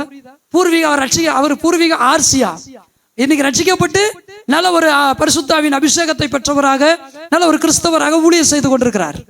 அப்ப அவர் சொல்லும்போது சொன்னாரு, சொந்த பந்தம்லாம் வருவாங்க கல்யாண காட்சி நடந்தா, ஆனா நான் அவங்க கூடயோ அல்லது அவங்க என் கூடயோ கலந்து நாங்க இருக்கிறது இல்லை. ஏன்னா நான் பெற்றுக்கொண்ட ஊழியம் அப்படி. அல்லேலூயா, அல்லேலூயா. கிட்டத்தட்ட 60 சென்டோ ஏதோ இடத்த வாங்கி அவர் சர்ச்சு கட்டி இருக்கிறார். கேட்குறீங்களா? ட்ரைபிள்ஸ் மத்தியில லேண்டு வாங்கி ஊழியம் செய்யறார். அவர் சொன்ன அந்த வார்த்தை கவனிங்க, எத்தனை ஊழியர்கள், அதாவது நம்மளை பார்த்து சொல்லுவாங்களே, அவளுக்கு நகை இல்லை அதனால ஓடுறது இல்லை, எனக்கு நகை இருக்கு அதனால ஓடுறேன், அப்படி சொல்றாங்களா? பேசுறாங்களா? பேசுறதா கம்ப்ளைண்ட்ஸ் எல்லாம் வருதா பல சபைகள்ல? இப்ப நிறைய பேர் அப்படிதான். அந்த ஊழியக்காரர் ஒண்டியா இருக்கிறாருன்னா அவருக்கு என்ன சொந்தமா பந்தமா? என்ன எத்தனை ஊழியர்கள் இன்னைக்கும் டாக்டர்ஸ் ஃபேமிலியா இருந்து, கலெக்டருடைய குடும்பமா இருந்து, அருமை சகோதரர் பின்னாடி இன்னொரு சகோதரர் அவர் பாருங்க, அவர் எனக்கு தெரிஞ்ச, அவருக்கு தெரிஞ்ச ஒரு IAS நம்பரை ஒரு தடவை கொடுத்து பேச வச்சாரு, ரிட்டையர்ட் IAS. அவரும் பாருங்க நல்ல வசதி உள்ளவர் தான், ரிட்டையர்ட் IAS. ஆனா அவர் என்ன செய்யறாரு, அவர் பிள்ளைய பெங்களூர், நல்ல கிரீன் சிட்டி, நல்ல சூப்பரா, அந்த பெங்களூர்காரரை கேட்டீங்கன்னா தெரியும், அவளை மன ரம்யமா இருக்கு, ரோட்ல போகும்போது மரங்களாத்தான் தெரியும். ஆனா அங்கெல்லாம் வாழாம கர்த்தருடைய ஊழியத்தை இசைந்து செய்யணும்னு சொல்லி கோயம்புத்தூர்ல வந்து அங்க ஒரு ஊழியர். எத்தனை அதிகாரிகள், பணம் படைத்தவர்கள், அதிகாரம் படைத்தவர்கள் அதையெல்லாம் தூக்கி எறிந்து விட்டு துச்சம் என்று எண்ணி கர்த்தர் தனக்கு கொடுத்த ஊழியத்தையும் கர்த்தர் தனக்கு கொடுத்த ஜனங்களையுமே நேசித்து கர்த்தரோடு இசைந்து வாழ்கிறவர்களாக இருக்கிறார்கள். அல்லேலூயா, அல்லேலூயா. இப்ப தேவன் தான் சொல்றாரு, மனிதன் தனிமையா இருப்பது நல்லதல்ல. ஆனா அதே நேரத்துல கிறிஸ்தவங்க என்ன செய்யணும்? கிறிஸ்தவ மனிதர்களாகி நாம் என்ன செய்யணும் சொல்லுங்க? தனியா தான் வாசம் பண்ணணும். இல்லைங்க, என் அங்காளிங்க, என் பங்காளிங்க, மாமங்க, மச்சங்க எல்லாம் இங்க நேசிங்க. ஆனா ஐக்கியம் குடும்பத்துல அல்ல, ஐக்கியம் சொந்த பந்தத்துல அல்ல, ஜாதி ஜனத்துல அல்ல, ஊர்ல இருக்கிற உன்னுடைய சொந்த வகையார் மத்தியில் அல்ல. எல்லாரிடத்துல அன்பு வேணும். எஸ், அதைத்தான் கற்றுக் கொடுக்கிறார். ஆனால் ஐக்கியம் கர்த்தரோடும் அவர் எனக்கு கொடுத்திருக்கிற சபையோடும் இருக்க வேண்டும். அல்லேலூயா, அல்லேலூயா. அதான் வேதத்துல வாசிக்கிறோம். யோவான் அழகா எழுதுறாரு பாருங்க,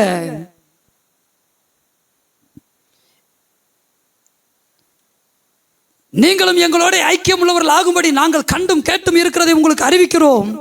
எங்களுடைய ஐக்கியம் பிதாவோடும் அவருடைய குமாரனாகி இயேசு கிறிஸ்துவோடும் இருக்கிறது. என்னங்க பிதா குமாரன்? இதுலங்க பிதா குமாரன். பிதாவோடும் இயேசுனாலே எங்க போயிடணுங்க? ஏதோ ஒருத்தர் தான் கரெக்டா சொல்றாங்க. இயேசுனாலே எங்க போயிடணும் மைண்டு? இன்னைக்கு நிறைய பேர் யோசிக்கிற என்னன்னா, பிதா முடி வச்சு அப்படி வெள்ள தாடி வச்சு வெள்ள சிங்காசனத்துல உட்கார்ந்து இருக்கிற ஒரு பிதா. இயேசுனா எப்படின்னு தெரியுங்களா?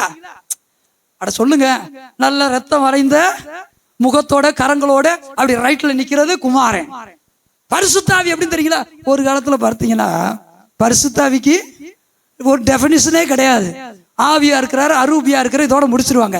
இந்த நவ நாகரிக காலத்துல பரிசுத்தாவிக்கு என்ன வந்துடும்? உருவம் வந்துடும். இவன் பரிசுத்தாவிக்கு மாத்திரம் புறா வந்துடும். நம்மால் கண்டுபிடிச்ச பரிசுத்தாவி மட்டும் எந்த ரூபத்தில் இருப்பாரு? அதாவது இயேசு கிறிஸ்துவானவர் கரையேறின போது, ஞானஸ்நானம் பெற்று கரையேறின போது பரிசுத்த ஆவியானவர் என்ன செய்தாரா? ரூபம் கொண்டாரா. என்ன கொண்டாராங்க? காத்து பார்க்க முடியுமா? காத்து பார்க்கலன்னா ஒண்ணு செய்யலாம். இந்த காத்து எந்த திசையில போகுதுன்னு கொஞ்சம் கலர் பொடியை தூக்கி இப்படி தூக்கி விட்டீங்கன்னா அந்த கலர் பொடி எந்த திசையில டிராவல் பண்ணுதோ அந்த டைரக்ஷன்ல காத்து போகுதுன்னு புரிஞ்சுக்கலாம். உண்மையா இல்லையா? பரிசுத்தாவிக்கு உருவம் இருக்கா? இல்ல. பரிசுத்தாவி இப்ப அவங்க பார்க்கணும்னு தேவன் திட்ட வச்சிருக்கிறாரு. பரிசுத்தாவி இப்ப பார்க்கணும்னா அதுக்கு ஒரு அடையாளத்தை கொடுத்தாரு. என்ன அடையாளம்? அவர் ரூபம் கொண்டார். என்ன ரூபம்? புறா மாதிரி இல்லைங்க, புறாவா இல்ல, புறாவை போல ரூபம் கொண்டு இறங்கினார். யார போல? ஏன்? புறா என்பது அது ஒரு பரிசுத்தமான அல்லது சுத்தமான உணவுகளை சாப்பிடுற ஒரு பறவை. அதனால புறாவை பேசுறாரு. இப்ப நான் கேளுங்க, நல்ல காக்காவும் விளையாண்டு இருக்குன்னு வச்சுக்கோங்க, இல்ல கருப்பா கூட இரண்டு போதுமே, காக்காவுமே நல்ல ஒரு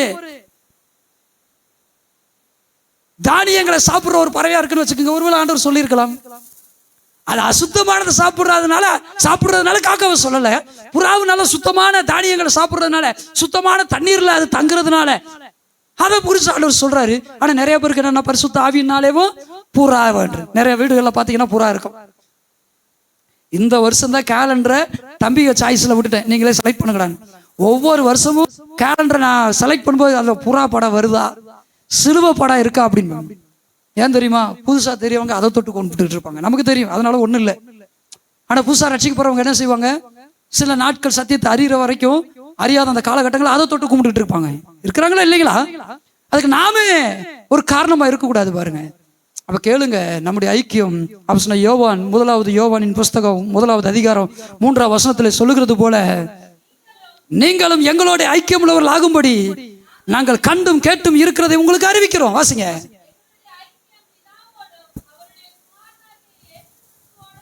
எங்களுடைய ஐக்கியம் யாரோடு இருக்கிறதுங்க? பிதாவோடும் அவருடைய குமாரனாய் இயேசு கிறிஸ்துவாகிய வார்த்தையோடு இருக்கிறது. இதே யோவான் 1வது அதிகாரத்துடைய 6வது வசனத்தை வாசிங்க. நாம் அவரோட ஐக்கியப்பட்டவர்கள் என்று சொல்லியும் இருளிலே நடக்கிறவர்களாய் இருந்தால் சத்தியத்தின்படி நடவாமல் பொய் சொல்லுகிற. அப்ப நாம் அவரோடு ஐக்கியப்பட்டவர்கள் என்று சொல்லியும் நாம் எங்க நடக்க கூடாதுங்க? எங்க நடக்க கூடாதுங்க? இருள நடக்கிறவன் யாரு? தான் சொந்த சகோதரனை பகைக்கிறவன், தான் சொந்த சகோதரியை பகைக்கிறவங்க, அவங்க தாங்க இருள நடக்கிறவங்க. ஏற்கனவே சொன்னது போல இது குடும்ப சண்டை வரும், சச்சரவு வரும், வாக்குவாதம் வரும், சில நேரம் போட்டி போறாம இல்லை வரட்டும். கேக்குறீங்களா? கவனிக்கிறீங்களா? ஆனா இந்த பகைக்கிற இருதயம் இருக்கு பாருங்க, அது எப்படிப்பட்ட குணம்னா இருளான சுபாவம், இருள நடக்கிற சுபாவம். சபைகளுக்குள்ளாக இந்த இருள் எத்தனை பேருக்குள்ளாக இருக்கு இன்றைய காலகட்ட சபைகள்ல? இன்றைய காலகட்ட சபைகள்ல இந்த இருள் எத்தனை சகோதரர்மார்களை பிடித்திருக்கிறது. நீங்கள் தேவனோடு ஐக்கியப்பட்டவர்கள் என்று சொல்லியும் நீங்கள் சகோதரனை பகைத்தால் அது கொலைபாதகத்துக்கு சமம். உங்க சகோதரனையோ சகோதரி நீங்க பகைச்சிங்கன்னா கோவப்படலாம், அஞ்சிடலாம். தபிதாக்கா மகிமாக்கா வஞ்சிடலாம், அல்லது பெண் என்ன செய்யலாம், பெண் அண்ணன் தூங்குற அண்ணன் கூட திட்டிடலாம். ஆனா எது இருக்கக்கூடாதுங்க? எது இருக்கக்கூடாது? பகை பகை பகை. இந்த பகை என்கிறது தான் இருளுக்கு சமமானது. குணங்கள் ஆண்டவராய் தேவன் நமக்கு சொல்லுகிறார். நல்லவர் தம்முடைய வார்த்தையின் மொழியாய் சொல்லுகிறார். பாருங்க, தேவன் நமக்கு நல்ல இயேசு கிறிஸ்து என்கிற இந்த வார்த்தையின் ஐக்கியத்தை நம்முடைய ஜீவியங்களிலே சபைகளிலே கொடுத்திருக்கிறார். அல்லேலூயா, அல்லேலூயா. அப்ப நல்லா கேளுங்க, வார்த்தையில் எடுத்து வாசிக்க வேண்டாம். மனிதன் தனிமையா இருக்கிறது எந்த சூழ்நிலையும் நல்லது கிடையாது. அதே நேரத்துல கிறிஸ்தவகை நாம் எப்படிதான் இருக்கணும்? இப்ப யாருக்கெல்லாம் புரிஞ்சிச்சு? மனுஷன் இப்ப நான் தனிமையா இருக்கிறது நல்லது கிடையாது. ஏற்ற துணையை கொடுத்தாரு, ஏற்ற சபையை கொடுத்தாரு. அல்லேலூயா. ஆனா இப்ப நான் என்ன செய்யணும்? இப்ப நான் என்ன செய்யணுங்க? இதே ஊர்ல வளர்ந்து நேற்றைக்கு போன் பண்ணவர் கூட எப்படி சொந்த ஊர்ல எப்படி சபை வளருது, அவருக்கு நம்ம சபையை பத்தி பிரதர் மூலமா, இந்த பிரதர் மூலமா, அந்த பிரதர்ல இந்த பிரதர் மூலமா சொல்லி இருக்கிறாங்க. எப்படி இவ்வளவு குறுகிய காலத்துல சொந்த ஊர்ல இப்படி நடக்குது? ஒன்னே ஒண்ணுதாங்க, அவர் நமக்கு என்ன சொன்னாரோ அதை மட்டும் சொல்லிட்டு எவன் வஞ்சாலும் எவன் திட்டினாலும் அதெல்லாம் காலில் வாங்காம போயிட்டே இருந்தோன்னு வச்சுக்கோங்களேன், நம்ம ஊழியம் சக்சஸ் ஆகும், நம்முடைய அழைப்பு சக்சஸ் நோக்கி போகும். அல்லேலூயா, அல்லேலூயா. அப்போ என்ன சொல்லுகிறேன்? உங்க சொந்த பந்தங்கள் எல்லாத்தையும் பகைங்கன்னு சொல்றேனோ? எல்லா இடத்துல அன்புள்ளவங்களா இருங்க, ஆனா ஐக்கியம் வச்சுக்கிறாங்க. இன்னைக்கு இருக்கிற பிரச்சனையா தான். கல்யாணம்னே ஒரு ஐக்கியம், அந்த ஃபங்க்ஷன் ஒரு ஐக்கியம். போங்க, எல்லா ஃபங்க்ஷன்களுக்கும் போங்க, போய் என்ன செய்யுங்க? உங்களை தனித்துவம் உள்ளவர்களாக காண்பீங்க. அல்லேலூயா. அவர்கள் உங்களை பகைத்தால் உங்களை பகைப்பதற்கு முன்பதாகவே உங்களை அனுப்பின உங்களை அழைத்த தேவனை பகைக்கிறார்கள் என்பதை அறிந்து கொள்ளுங்கள். உங்களை பகைக்கிறவர்களுக்கு முன்பதாகவே அவர்கள் என்னை பகைத்து விட்டார்கள் என்று தேவனே சொல்லுகிறார், கர்த்தர் சொல்லுகிறார். அல்லேலூயா, அல்லேலூயா. அப்ப நம்முடைய வாழ்க்கையில ஒரு விஷயத்தை புரிந்து கொள்ளுங்க பிரியமான தேவ ஜனமே. தனிமையா இருக்கிறவனுக்கு ஐயோ.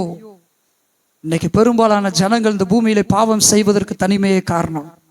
இன்னைக்கு பெரும்பாலான மக்கள் தற்கொலை செய்வதற்கு, பெரும்பாலான ஜனங்கள் தற்கொலை செய்து மடிவதற்கு காரணம் தனிமையே. பெரும்பாலான ஜனங்கள் இன்றைக்கு தங்களுடைய லைஃப் பார்ட்னர்ஸ், தங்களுடைய வாழ்க்கை துணைகளுக்கு துரோகம் பண்ணுவதற்கு முக்கிய காரணமே தனிமை. பெரும்பாலான பிள்ளைகள் இன்னைக்கு படிக்காமல் கெட்டு போவதற்கு தனிமை. மொபைல் போனோ, கம்ப்யூட்டரோ, லேப்டாப்போ, ஸ்மார்ட் போனோ. இன்னைக்கு பாருங்க, இந்த தனிமை என்பது எந்த அளவுக்கு உலகத்தை ஆக்கிரமிச்சிருக்குன்னு. ஒரு பையன் படிக்காம கெட்டு போகிறானா எது காரணம்? தனிமை. செல்போன்ல தேவன் எதை கொடுத்திருக்கிறாரு? மனிதர்களை கொடுத்திருந்தா செல்போன் மூலமாய் வருகிற ஏஐயோ அல்லது செல்போன் மூலமாய் வருகிறவர்களோ. அதே லைஃப் பார்ட்னர் துரோகம் எங்க இருந்து உண்டாகுது? தனிமை. சபையில பிரிவினைகள் ஏன் உண்டாகிறது? தனிமை. ஏன் தற்கொலைகள் அதிகரிக்கிறதுங்க? தனிமை. ஏன் ஒரு மனிதன் அதிகமாக பாவத்தில் விழுந்து போகிறான்? தனிமை. எத்தனை பேரை நம்ம பைபிள்ல சொல்ல முடியுங்க? எத்தனை பேர் சொல்ல முடியும்? தீர்க்கதரிசி என்று அழைக்கப்பட்ட தாவீது ராஜாவும் தனிமையில் இருந்தபடினாலே பாவத்தில் விழுந்தான். இயேசு கிறிஸ்துவின் ஒப்பற்ற சீசர்கள்ல 12 சீசர்கள் கூட யாரையும் ஒப்பிட முடியாது. அப்போஸ்தலனாகிய பவுல் 12ல 1 சேர்க்கப்படுறாரு பாருங்க. மத்தியாசை பத்தி அவ்வளவு டீடைல்ஸ் அங்க இல்ல. மத்தியாசை பத்தி நமக்கு டீடைல்ஸ் ஒண்ணு இல்ல. அவருடைய இடத்தை யார் பிடிச்சிட்டா சொல்லுங்க? பவுல் பிடிக்கிறாரு பாருங்க. இப்ப மத்தியாசுக்கு முன்னாடி ஒருத்தர் இருந்தா பாருங்க, ஒப்பற்ற சீசர்கள்ல ஒருவன் யூதாஸ். ஏன் ஆண்டுகிட்டு செத்தான்? சீசரோடு இருந்ததா? சீசர் சொல்லியிருப்பான், இப்படி காட்டி கொடுத்துட்டு யாடான்னு 2 அடி அடிச்சிருந்தாலும் துரோகின்னு சொல்லியிருந்தாலும் விட்டுருப்பானா? வளைய தூக்கிட்டு மீன் பிடிக்க போறேன்னு நானும் வர்றேன். எப்படி வளைய தூக்கிட்டு நான் மீன் பிடிக்க போறேன்னு இவனும் கிளம்புறான் பாருங்க. ஆனா என்ன செய்யலாம் தெரியுமா? மறுபடியும் தன் குடும்பத்தை பார்க்க போறேன்னு போல. இயேசு மரித்தார், அடக்கம் பண்ணப்பட்டார், உயிர் தெழுந்து 40 நாட்கள் அளவும் தம்மை உயிருள்ளவராக காண்பித்துக் கொண்டிருக்கிறார். ஆனா அவர் காண்பிக்கிற சற்று முன்புதான் பாருங்க, பேதுரு வளைய தூக்கிட்டு நான் மீன் பிடிக்க போறேன்றாரு. மற்ற சீசர்கள் என்ன சொன்னாங்களா? நாங்களும் உமோடு வலை பிடி, நான் என்ன செய்ய போறோம்? மீன் பிடிக்க வர்றோம். அவன் நினைச்சிருந்தா என்ன செய்யலாம்? மனைமார்களை பார்க்க போயிருக்கலாம், குடும்பத்தை பார்க்க போயிருக்கலாங்க. நோ, ஊழியத்தில் உன்னை கற்றுக்கொண்டா 3 வருஷம் கடுமையான ட்ரைனிங். இயேசு கிறிஸ்துவிட்ட ட்ரைனிங் எடுத்துன்னு அவன் மனைவியை கூப்பிட்டான், கிளம்பிட்டான். அதனாலதான் பவுல் சொல்றாரு, கேபா பிற அப்போஸ்தலர்கள் செய்கிறது போல மனைவியாகிய சகோதரியை கூட்டிக் கொண்டு திரிய எங்களுக்கு அதிகாரம் இல்லையோ? கவனிச்சிங்களா? பிரியமானவர்களே, நம்முடைய வாழ்க்கையில நாம் புரிந்து கொள்ளுகிறவர்களாய் மாத்திரமல்ல, இதை புரிந்து கொண்டு நம்முடைய வாழ்க்கையில செயல்படுத்துகிறவர்களாக மாறணும். அல்லேலூயா, அல்லேலூயா. அந்த ஒப்பற்ற சீசர்களை யூதாஸ் காரியோத் என்பவன் ஏன் தற்கொலை செய்து கொண்டான்? தனிமை. தீர்க்கதரிசி என்று அழைக்கப்பட்ட இந்த ராஜாவும் ஏன் விழுந்து போனான்? தனிமை. அப்ப தேவன் சொன்ன அந்த வார்த்தை எக்ஸாக்டா 100% எவ்வளவு உண்மைன்னு பாருங்க. ஒரு மனிதன் தனிமையா இருப்பது நல்லதல்ல. என்ன நல்லது கிடையாது. அவன் பாவம் செய்வான், அவன் விழுந்து போவான், தற்கொலை செய்து விடுவான், பிறருடைய வாழ்க்கையில தலையிட்டு விடுவான், பிற காரியங்கள்ல தலையிட்டு தேவையில்லாத பிரச்சனைகளை உருவாக்கி விடுவான். அப்ப நம்ம ஐக்கியம் எங்க இருக்கணும்? பிதாவோடு அவருடைய குமாரனாகிய இயேசு கிறிஸ்துவோடு இருக்கணும். நிறைய விஷயங்களை பேசலாம், காமனா சொல்லியாச்சு. இப்ப கணவன் மனைவி, கணவனுக்கு ஐக்கியம் எங்க இருக்கணுங்க? மனைவியோட. மனைவிக்கு ஐக்கியம் எங்க இருக்கணுங்க? சொல்லுங்க. பிள்ளைகளுக்கு ஐக்கியம் எங்க இருக்கணுங்க? பெற்றோர்களோடு. பெற்றோர்களுக்கு எங்க ஐக்கியம் இருக்கணுங்க? பிள்ளைகளோடு. நம்ம குடும்பத்திலே ஐக்கியம் இல்லை, நம்ம எப்படிங்க வெளியில போய் ஐக்கியம் வரும்? நம்ம அடுத்து சபைக்கு வருவோம். குடும்பம் முதல் தேவனை பேசணும், குடும்பத்தை பேசிட்டோம். இப்ப யாருங்க? சபைக்கு வரும். ஊழியக்காரர் யாரோட ஐக்கியமா இருக்கணுங்க? சொல்லுங்க. சபையார் யாரோட ஐக்கியமா இருக்கணுங்க? இந்த சபை ரெண்டும் யாரோட இசைந்து இருக்கணும்? முப்புரி நூல் போல தேவனோடு இசைந்து இருக்கணும். பாருங்க. அல்லேலூயா. ஆனா இன்னைக்கு பிரச்சனையா தான் தலைகளா போயிட்டு இருக்கு. எல்லாரும் எழுந்து நிற்க போகிறோம். இன்றைக்கு நாம் கற்றுக்கொண்டது போல தேவன் நம்ம கொடுத்திருக்கிற இந்த காரியங்கள்ல நாம் கவனமாக இருந்து செயல்பட்டால் நம்முடைய வாழ்க்கை, நம்முடைய ஊழியம், நம்முடைய சகல காரியங்களும் நிச்சயமாக ஆசீர்வதிக்கப்படும் என்பதில் சந்தேகம் இல்லை.